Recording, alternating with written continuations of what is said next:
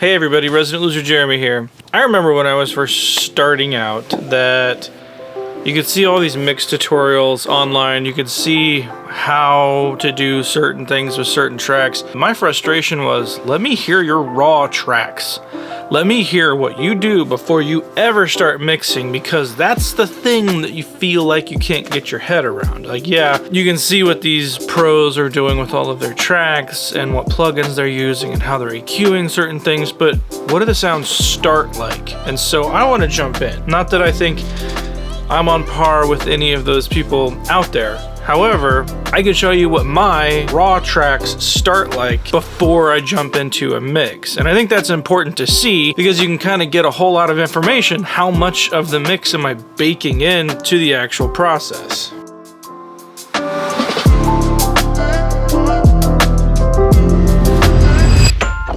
Hey guys, real quick, we need to say thanks for today's sponsor. It's me. I don't have enough clout to actually pull real sponsors yet. If you want to help support the channel, go stream my new record, Loser Association Getting Lost. I'll put a link in the description. This was recorded, mixed, and mastered here at my studio. If you want to kind of get into my head as far as musical tastes go check that out. I made this with a lot of help from a lot of really cool guys. It would mean the world to us if you go to Spotify, follow, heart it, put it in playlists with some of your favorite tunes, and just enjoy it, because we think it's a pretty dope record. Back to the video. So here we are in Pro Tools. This is a session that I just did in the past few days. Now this started with the songwriter just recording piano stuff, and we could really do whatever we wanted to it. This song stood out to us because it was kind of a finale to a musical that this person had written. Super powerful message, really positive, and it just kind of got us all going. So we wrote the chart. Here's what the chart to the song looks like. So that's what I hand the musicians. And in this case, I had another player write these charts for me. And if that's something you can pass off to somebody else, I'd do it. Now, you still need to get into the music. You still need to have that first initial conversation if you want to have any hope of producing something like this. In this case, this was something I could hand off to someone else and say, can you chart these for me? Can you do the initial kind of pre-production workflow? Talk to the artist, get the goals, just the stuff that it takes time, and if you can pay somebody else to do it, you can pay somebody else to do it. The information is going to get to you. Obviously, that has to be somebody that you trust, somebody that can be a face for you in that moment. And luckily, I have somebody I can do that with. Now, with this song, I already kind of knew what I wanted to do with this song as far as like vibe, and we communicated about that back and forth. But coming in, having started with a demo of just really, really rough piano and vocals, and I'll put a sample of that here. That's what we started with. Now here's the chorus drop for the one we did.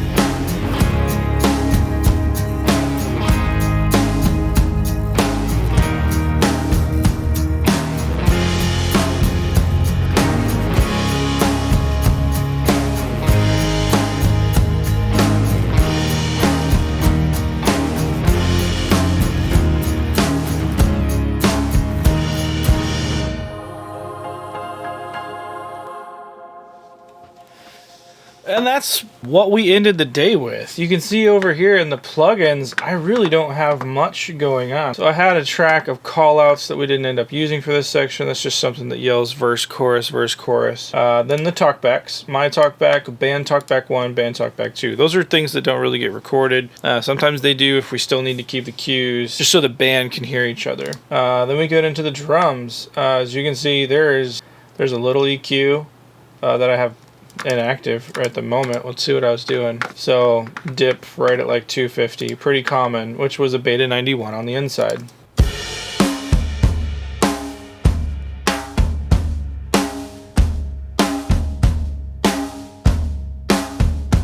Snare, I just have a little bit of the kind of that nollie trick, getting rid of the top end bleed out of the snare, and this is all stuff we tracked with. Okay, this is what the drummer was hearing live. I have look ahead turned off on these multi-bands so that it kind of can operate in a live situation. These NJUCs, I love these on toms. Just makes them dirty.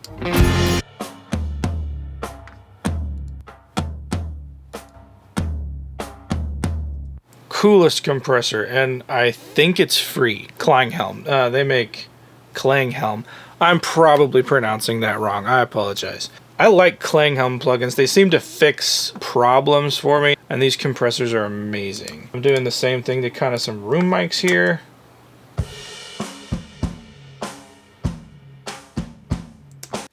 This mic, this Room Close, was actually an AT2020 that I modded with the mic mod kit, which totally worth it if you have one of these mics. It's a fantastic little mic, but this just takes it over the top. And I had it sitting pretty close to the drums, but behind my large rolling bass trap. So I put the mic behind it, bass trap, and then the drum set's on the other side. And it's really, really close to the ground. And it makes for a really cool mic when you add it back in.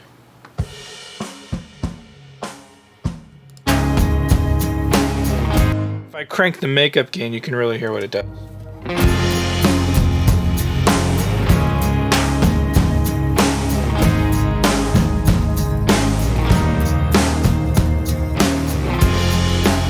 So you can really hear how much of the room that's bringing out. And to me, that sounds like my room. The R44 is kind of my other thing that I always keep on drums. And that's getting a pretty hefty little pump going from this guy, but even if you take it off, it still sounds great.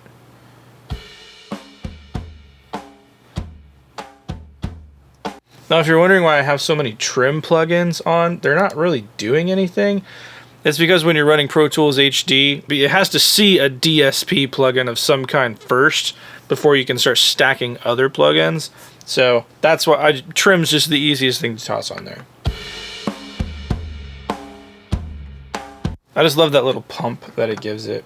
Besides that, we have kind of my rooms section. I have this drum verb here, but I never assigned an input to it, so it's not doing anything.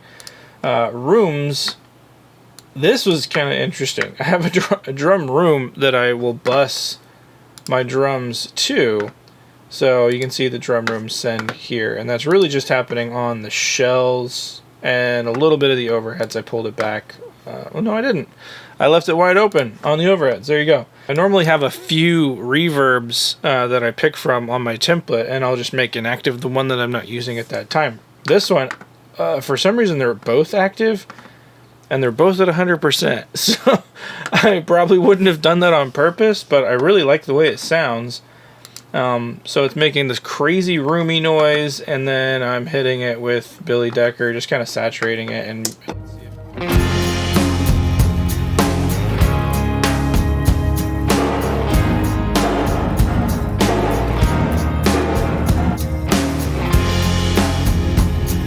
you can hear just the amount of space that's bringing to it. And then verbiage, which I believe I'm not using. I have it set up as a send. Normally that's a send for a snare. Yeah, it's turned off, so it's not doing anything. With Decapitator, I'm sending the kick in and out, snare top and bottom, and the two toms to Decapitator just to get it dirty. Here, I'll show you what it's doing.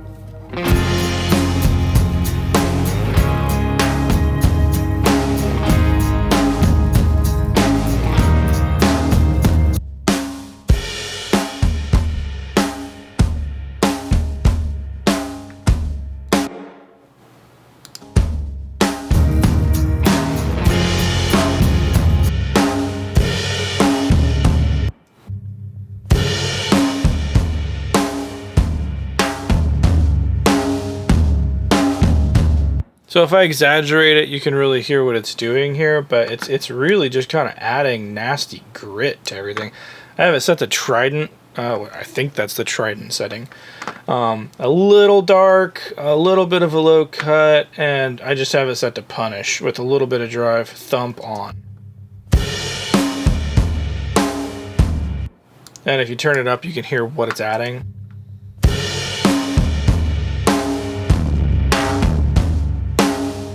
Yeah, I don't want it to break up too much. I just want it to add that kind of grit and like it does something really cool to the low end of the drum kit. And then there's some parallel compression.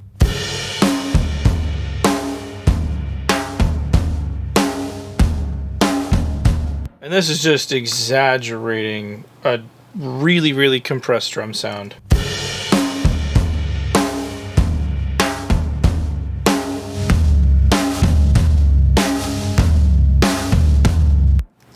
So you can hear how much woof that's adding to it. And that's even feeding into another one.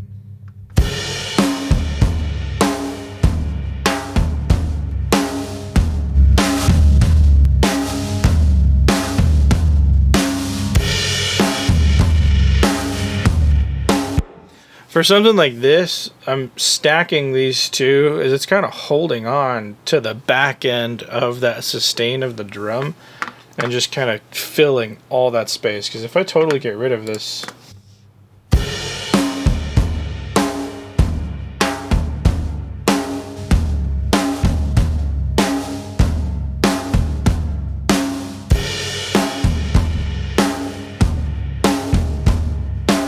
and that parallel compression doesn't have to be the star of the show. It's just kind of barely holding on to that sound before the drummer hits something else. And that's what I wanted to achieve with this. Now, all this stuff is what the band is hearing as they're recording.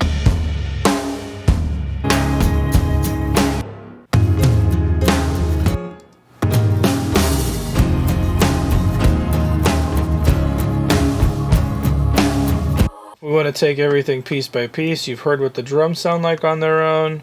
Here's what the keys, the main keys sound. Just the Maverick.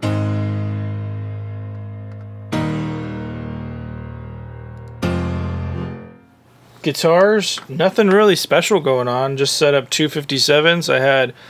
We had a Mesa Mark V on a clean channel going into my orange 212 with Celestians, and using the player's Imperial.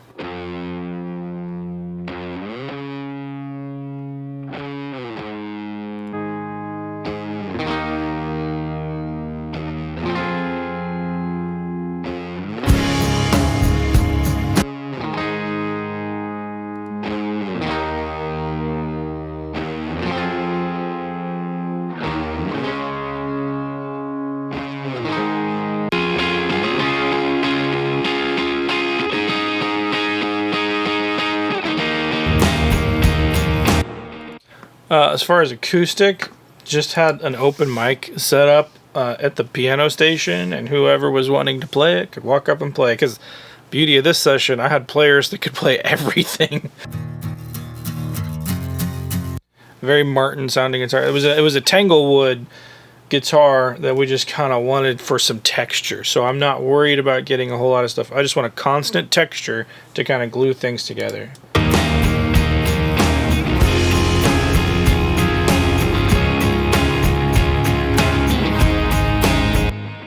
Scratch vocals, which at request I'm not going to show you at this moment. Only other thing, we added my little upright. We mic'd that up and kind of gave it a little effect here.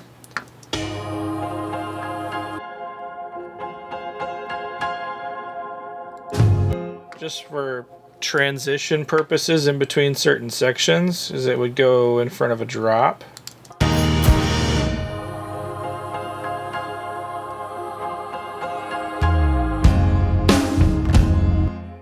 Bass, it was a P bass, a vintage bass. I think it was a 1962 American Fender. And it was awfully dirty. On this song in particular, I was hitting really, really hard going into like a B15. So to try to subdue that, I have a little bit of the multi-band going on.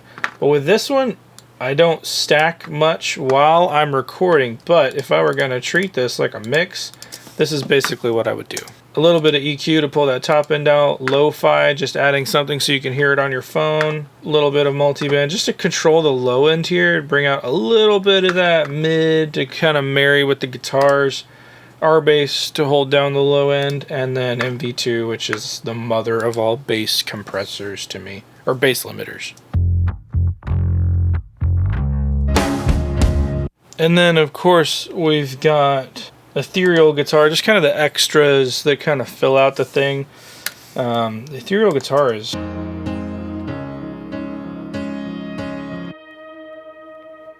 just kind of whale noises. That's a patch that I use at church all the time. It's just super verby, a lot of delay, just kind of turning the guitar into a pad, essentially, that you can play. Other than that, there's percussion. Little Mellotron thing.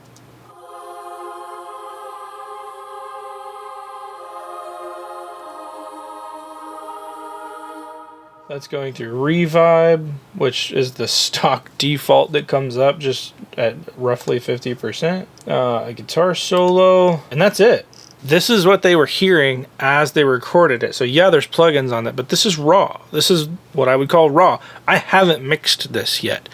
I haven't done anything. I haven't edited it. I'm not even showing you the vocal because they're scratch vocals, and I was asked not to share that. This is raw. I guess the one thing I didn't show you was Billy Decker on the drum bus.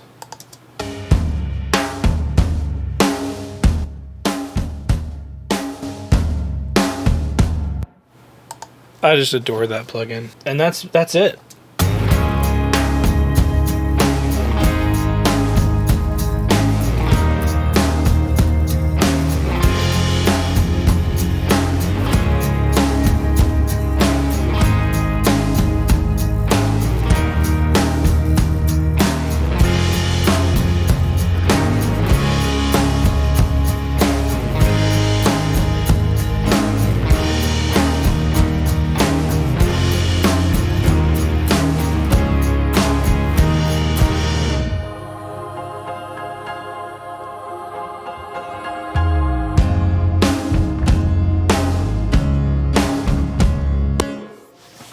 Now let me clarify, not everybody works this way, and I'm not saying this is the only way you should work, but I like to bake as much of the mix in at the beginning stages for a few reasons. One, it makes my job way easier when I get to the end of a project and I need to start mixing. The ideas are already roughly here. I need to do a little bit of massaging to get things the rest of the way, but the work's basically done for me.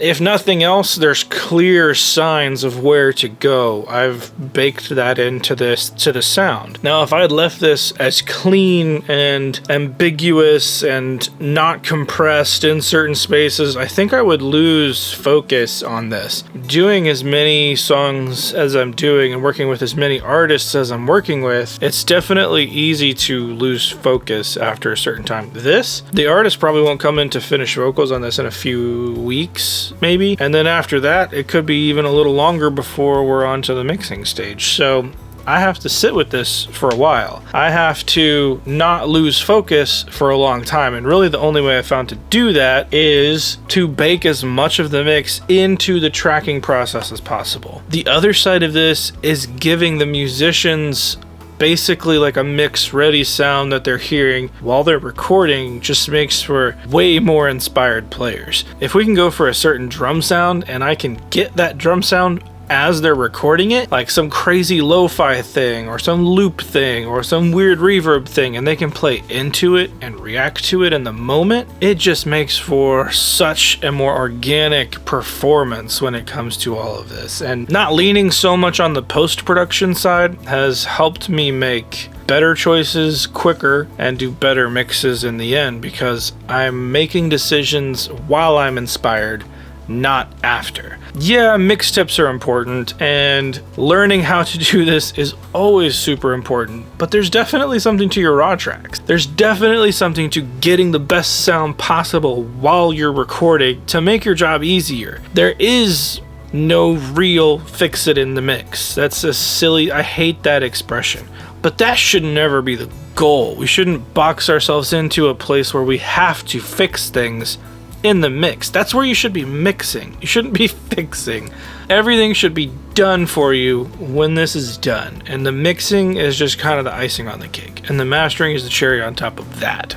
That's how I view it. Now, there are a whole lot of different production styles where certain things just are not possible during the tracking stage, or maybe musicians aren't even involved. In that case, it's kind of fun to just print and commit to things really, really quick. I don't think this is something you need to employ right off the bat, but these little things can help you make better decisions over the course of your career. When somebody first showed me a compressor, and even after I bought my first compressor, I was afraid to use it because I didn't want to box myself into a decision, where now I realize chasing that initial reaction and that gut reaction is most oftentimes the most accurate one that I have. So now I compress that vocal, or I compress that snare, or I EQ the snot out of that bass cab. So yeah, your raw tracks are important, but maybe in a different way that you think. Maybe it has more to do with intention and speed, that initial musician's gut feeling, rather than saving you time later, which it does that too. Yes, the raw tracks are super important, but maybe sometimes not for the reason that you think. Like I almost feel like I could leave this mix here and it would be a decent mix. I'm not going to. I'm gonna polish this up and it's gonna be a little more controlled, but I'm super proud of the way these turned out. And my hope for all of you is that you also have that kind of pride when you record something. So trust me, spend the time in preparation. Get the drum sounding exactly the way you want to. Spend time figuring out where those mics go for your room. Play with guitar tones. Tone hunt. Find that emotional connection in the tones that you're creating, and then print it. It'll make your job so much easier. And I gotta say, for those of you who stuck around to the end, you're probably also the same ones who know what's been going on and know I haven't posted a video in a long time. If you follow the community posts, I really appreciate those of you who reached out with encouragement. I shared that stuff with my wife, and it definitely helped. And for those of you who don't know, we had to put our family pet down, our dog that we've had for 11 years. First dog I've raised from a puppy. It sucks. I'm not going to pretend it's the worst thing that ever happened in the world, because everybody has their own struggles and everybody has stuff going on in their life, but it is tough to kind of get back and you still feel like you see him on the couch or you still hear him walking down the hall. It's a weird time for sure. So I appreciate you guys being patient. I appreciate you guys sticking around, and more than you realize, I appreciate the kind words of encouragement. So I gotta say, it's a pretty cool community, and you guys, the amount of encouragement that comes from this community is something special, and I hope that doesn't go away, and I hope you guys realize that. So I'm Resident Loser Jeremy. I'll see you in the next one.